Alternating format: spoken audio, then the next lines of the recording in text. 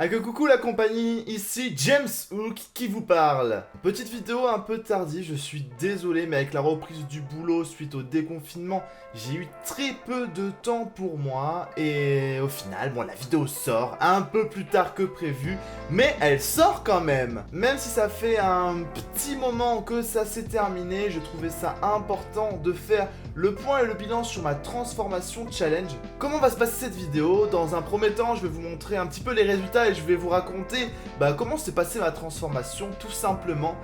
Vous raconter ce qui a été assez facile à faire, ce qui a été un peu moins facile à faire. Vous saurez tout dans les moindres détails. Et par la suite, on discutera d'un peu où est-ce que j'en suis aujourd'hui, sur un point de vue sportif, un point de vue nutritionnel, etc.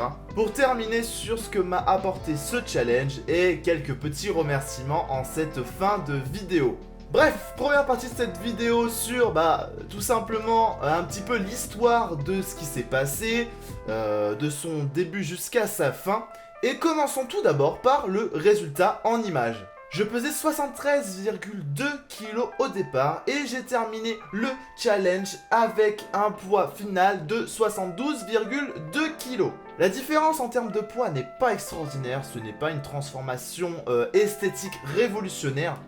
Quoique, je reviens quand même de loin. Donc ce challenge mis en place par Eric Flag, qui je répète est un super youtubeur et que je remercie tout particulièrement pour l'avoir mis en place, mais j'y reviendrai un peu plus tard dans cette vidéo, a été une réelle occasion pour moi de me tester, de me dépasser, autant sur un point de vue physique que mental. Comme j'ai pu vous l'énoncer dans mes vlogs, pour ceux qui les ont vus, ceux qui ne les ont pas vus, je vous les conseille.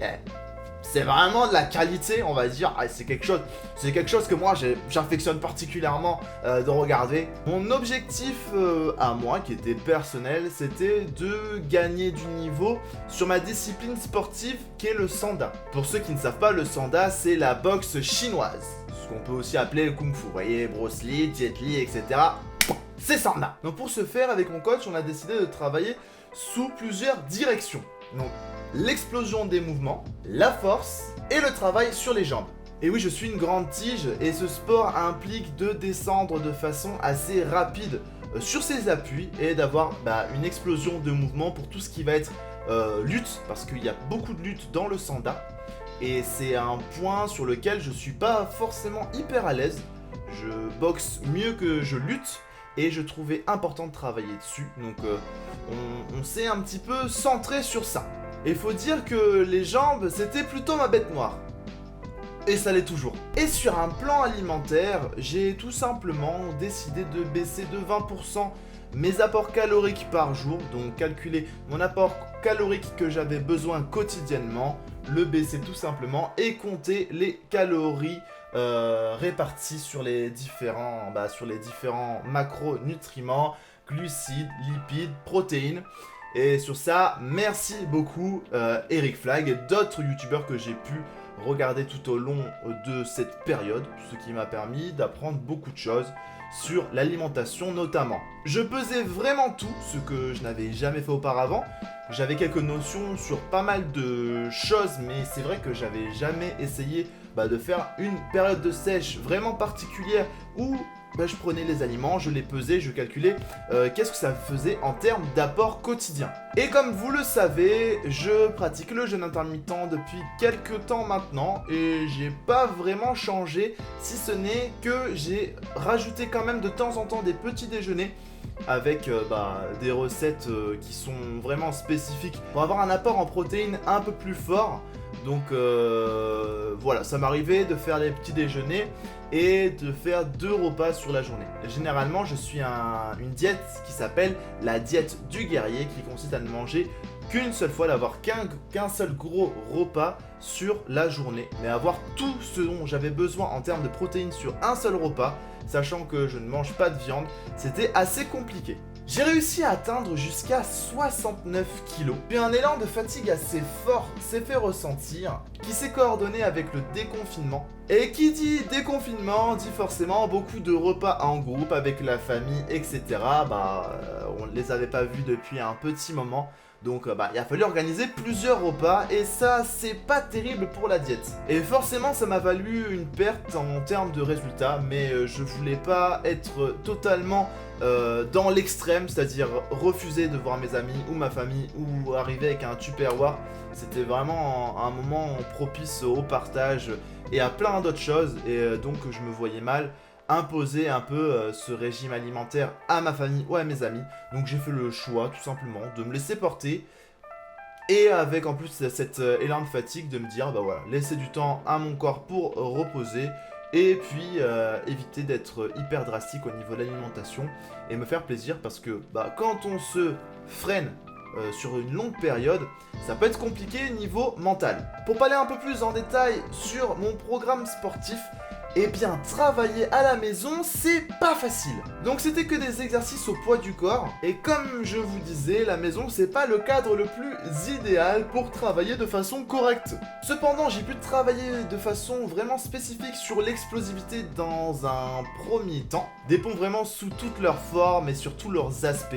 Et sur ça, je remercie mon coach de m'avoir initié à énormément d'exercices vraiment très différents et hyper complémentaires les uns avec les autres. Et je veux pas me jeter des fleurs, mais c'est vrai qu'en termes de progrès, ça m'a valu un réel step-up sur l'explosivité en général. Moi qui manquais réellement de ce genre de tonicité musculaire, ces exercices m'ont réellement permis d'être dans une forme totalement différente. Les exercices maintenant je les vois de différentes façons et c'est beaucoup plus clair dans mon cerveau comment vraiment casser la fibre, casser le muscle et comment travailler de façon beaucoup plus énergique et beaucoup plus explosif. Moi qui peinais à bouger mon corps dans l'espace sur une position gainée, il faut dire que j'ai réellement pu progresser sur ce domaine-là. Et j'ai découvert une autre de mes bêtes noires qui est la coordination. Et ça, le coach, il a vu directement et il a visé en plein dedans. À partir du moment où c'était autorisé, on a commencé à s'entraîner en extérieur et de façon physique parce que c'est vrai que quand tu t'entraînes virtuellement entre deux écrans, c'est moins facile que quand il y a le réel contact humain tout simplement.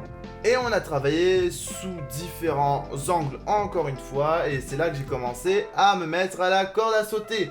Ce qui était particulièrement rigolo puisque comme vous avez pu le voir dans mon précédent vlog, je peinais beaucoup, c'était un supplice, c'était beaucoup trop difficile pour moi. Alors que maintenant je m'amuse beaucoup et cela devient assez naturel de sauter au-dessus de cette corde de malheur. Je vais maintenant vous raconter quelles ont été les difficultés que j'ai pu rencontrer pendant cette transformation challenge. Eh bien je m'attendais à un peu plus de difficultés, je l'avoue. Le contexte faisait qu'on était confinés, je voulais vraiment pas rentrer dans la dérive de ne plus du tout bouger, manger n'importe quoi parce que c'est ce qui est arrivé quand même à beaucoup de personnes, c'est-à-dire se laisser aller par le contexte, se dire voilà on mange bien sans pour autant bouger. Mais en fait le contexte a été plutôt positif pour moi. Ça n'a pas été une source de découragement, bien au contraire. Je t'avoue que par moments j'avais envie de me déglinguer la boîte de cookies à côté, mais j'ai quand même pu maîtriser assez bien ce genre de pulsion, bien que des fois ce genre d'envie est impossible à contrer. Il faut savoir écouter un petit peu sa tête et se priver constamment peut être assez grave sur le long terme. Il faut savoir lever un peu le pied. La difficulté vraiment que j'ai pu rencontrer, c'est ce que j'ai pu vous dire juste avant. La baisse de motivation sur vraiment la fin du Transformation Challenge, je sais pas, on devait être mi-mai, voire fin mai. Physiquement, j'étais vraiment très fatigué et ça se jouait après sur mon alimentation, j'avais plutôt faim, je voulais pas forcément manger équilibré. Il y avait plein de choses qui jouaient dans ma tête, qui n'étaient pas forcément super positives dans ma transformation.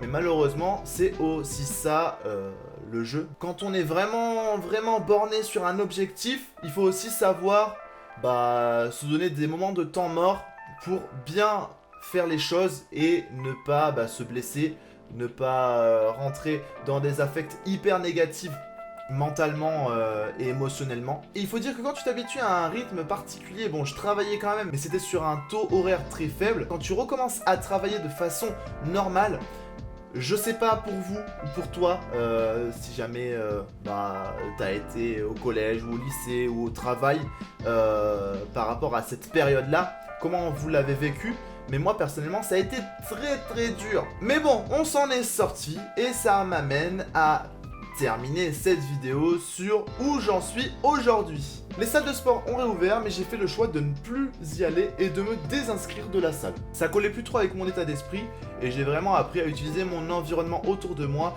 pour faire mes séances workout. On a un temps quand même assez particulier, mais quand il fait beau, c'est beaucoup plus plaisant de faire les choses à l'extérieur et j'ai recommencé à faire les exercices dans un parc de street workout. J'ai réellement pris goût à travailler au poids du corps et je suis vraiment en train de travailler sur des exercices très basiques avec les barres de dips, avec les barres de traction et j'avoue que c'est plutôt rigolo. Il faut dire que j'ai pas un réel talent pour les tractions et bon, les dips ça va, je maîtrise quand même assez bien, mais j'ai pas mal de lacunes sur lesquelles travailler. Mais bon, j'avance constamment de façon positive vers mes objectifs et je me laisse le temps qu'il faut. Parce que la transformation challenge, pour moi, c'était un peu un début. C'était plutôt une période donnée. Mais ma transformation en tout cas pour moi, ne s'arrête pas là et continue sur... Ouf, mon micro. Boum. Mais continue sur du long terme. On travaille avec mon coach de façon spécifique sur la lutte et le combat afin d'être prêt pour la reprise de la saison en septembre. J'ai pu en parler je pense dans une vidéo précédente, mais je commence réellement à avoir envie de me tester sur ma discipline et pourquoi pas tenter la compétition. Donc au final, que m'a apporté ce challenge? Ça a été une réelle occasion pour moi de me jauger et de savoir où j'en étais, autant sur un point de vue physique que sur un point de vue mental et mindset. Je pense aussi réellement que ça m'a permis de motiver dans cette période de confinement et que ça a permis de motiver énormément de personnes à ne pas se laisser aller et à pas se laisser emporter par le courant de « je suis bien sur mon canapé ». C'est bien d'avoir des objectifs sur du long terme, mais je pense vraiment que pour être motivé et constamment aller de l'avant, se donner des objectifs un peu moins ambitieux et sur du court terme, ça permet réellement d'avoir une source de motivation vraiment importante et vraiment positive dans le développement de la personne. À cette date-là, il y a le dépôt des résultats et tu dois notifier tes résultats, etc.